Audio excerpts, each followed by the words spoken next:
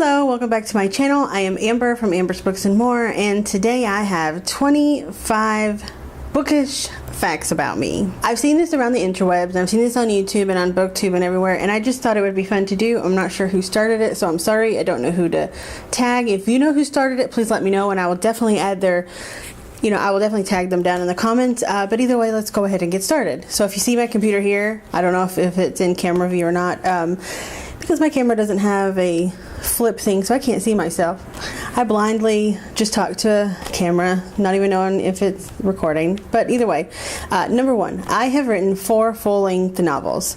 When I say full-length, I mean at least 50,000 words. So no, I don't recommend you go and buy them. I wrote them before I was really into editing. I didn't care about editing. I was too scared to do that, to actually try to fine-tune it and send it out to a publisher. I just threw it on Amazon, got a physical copy in my hand, and I was pretty much done with it. I do want to go back and revise and rewrite and maybe put out there, but I mean, if you are interested, I will put a link to my Amazon page down below, but they're not good, so don't judge me for that. So number 2, I don't really care when series are mismatched, in the way that I will buy paperback, hardback, different covers. It doesn't really bother me that they don't all match and are all the same size and all that. I don't have that kind of OCD, I guess. Number 3, I have read the entire Sweet Valley High and Sweet Valley University series books. That is over 250 books, okay? I read them as a child, as a young tween, I guess, is when I read them, and I devoured them. One of my favorites was the sagas, where it told like 4 different generations worth of the mother and father's stories, and then there's the diaries for the 2 twins. Those were probably my favorite. So both were special edition type books, and they were my favorite. Number 4, I finally last year went to the Universal Studios and went to Harry Potter World, and it was magical. I had butterbeer, ice cream, I had butterbeer fudge. I had so much food, it was so good, and I had so much fun. I bought a wand there, and I just had a blast taking pictures. So I'll go ahead and insert a couple for you here.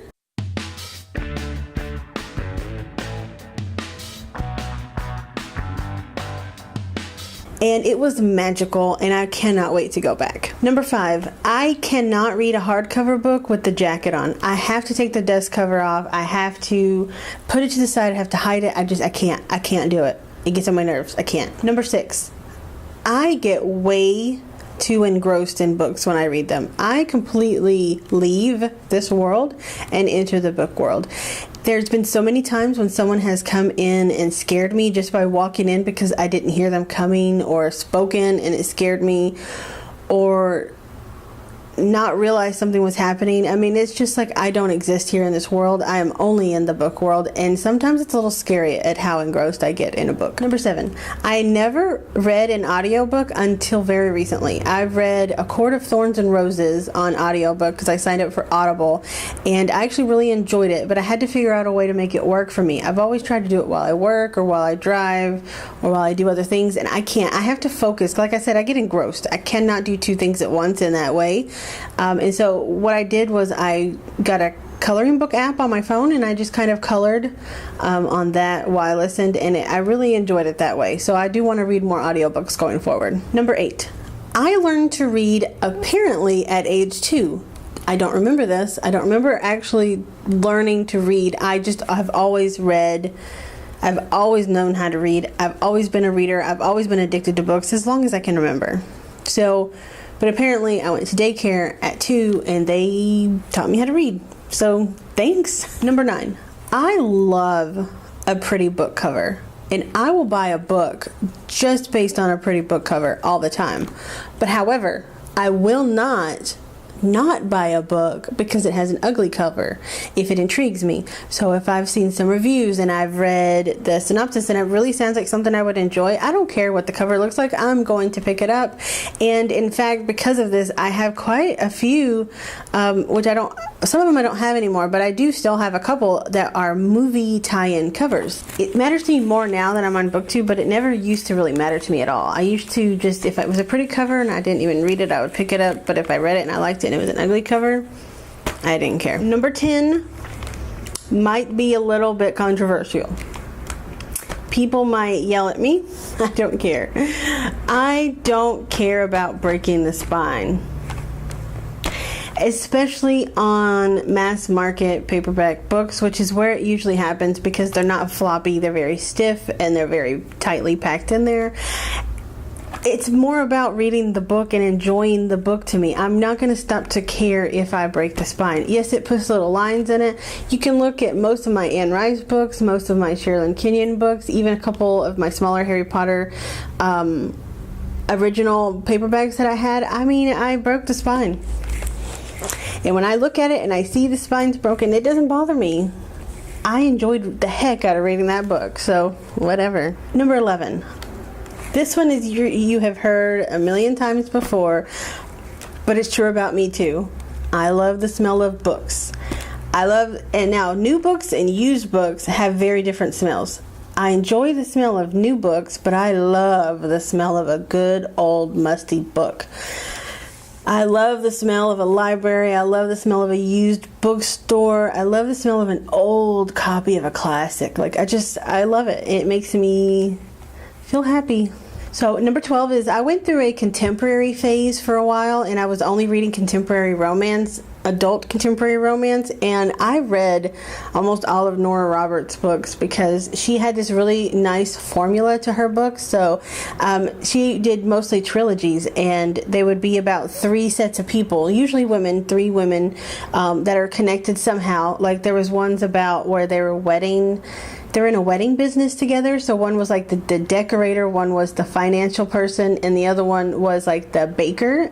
And it tells each of their stories in each book, and then they kind of wind together. I really enjoyed that format. And so her books are really good if you just want a really easy contemporary adult romance read. And also, speaking of adult contemporary, number 13 is I love it when a book has sexy time. And I got that phrase from Julie over at Pages and Pens. Check her out. So when there's adult romance situations, I love it in a book. It feels more adult. It feels more real life. And that's why I probably haven't read a lot of YA in my life. I read a lot of adult because most adult books will have some form, even if it's one, scene or whatever, of some kind of sexy time areas, and I really enjoy those kind of books. So number 14 is that I can easily separate a book and its movie adaptation. So when I read a book and I love it, let's give a good example here, is Queen of the Damned by Anne Rice. It's a great book. Loved it. But the movie adaptation did not follow the book very well. So it kind of took the Vampire Lestat part of that and it changed it a little bit, but took part of that and then part of the Queen of the Damned book and kind of put them together in the movie. And it changed a lot of things. It changed like who created Lestat, and it changed so many things, but I still love that movie. I can definitely keep them separate. When I go into a movie that's been a book adaptation that I've read, I know that it's a totally separate entity and I enjoy it. Just with the Twilight movies, just with the Harry Potter movies, just with the Hunger Games movies, just with the Golden Compass movie, I can really separate them, and it doesn't really bother me if it doesn't completely follow. And even like the True Blood movie or TV show on HBO, I was able to separate that. It was a totally separate thing in my head, and I loved it. And I loved the books. They don't have to be synonymous, so either way. So number 15 is I don't usually have book boyfriend crushes. Like I don't do the whole shipping and the crushes thing. And in fact, out of over 30 years of reading, I've really only had 3 main book crushes. So the first one was Todd from Sweet Valley High, and he was Elizabeth's boyfriend. So for the first 3/4 of that book, of the book series, I really loved him. He took a turn for the worse kind of at the end and then into the Sweet Valley University, and even now in some of the Sweet Valley Confidential, which is like 10 years later or whatever that she wrote. I don't like him like that anymore, but I did when I was a kid. I did love him and how sweet he was to Elizabeth. The other one is Lestat from Anne Rice's Vampire Chronicles. I loved how much he was such a badass and how much he kind of was an asshole but didn't care and would tell you straight up, and that's how he is. And if you don't like it, walk out the door. Motorcycle. And so I really like that about him. And then the third one is Acheron, or in the Sherilyn Kenyon Dark Hunter series. He's such a flawed and morally gray character that I really like him. I think I really like villains. I think that probably is a bonus fact right there, but I really enjoy villains of stories besides Todd. Todd I liked because he was a really sweet guy back then. I probably wouldn't like him now. Number 16. I rarely use bookmarks as bookmarks. I enjoy having bookmarks and I will buy bookmarks, but I rarely use them as a bookmark. So when it comes time for me to need a bookmark, I will throw receipts, or I opened up a book the other day and I had like a candy bar wrapper in it. Okay. I opened up another book this morning and it had a piece of toilet paper in it. Like what, why?